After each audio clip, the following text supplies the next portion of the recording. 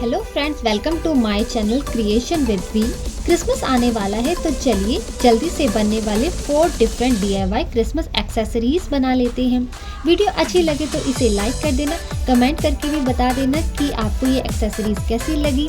Channel को subscribe कर देना क्योंकि इस चैनल पर आपको मिलेंगे आने वाले फेस्टिवल के इजी DIY डेकोर्स।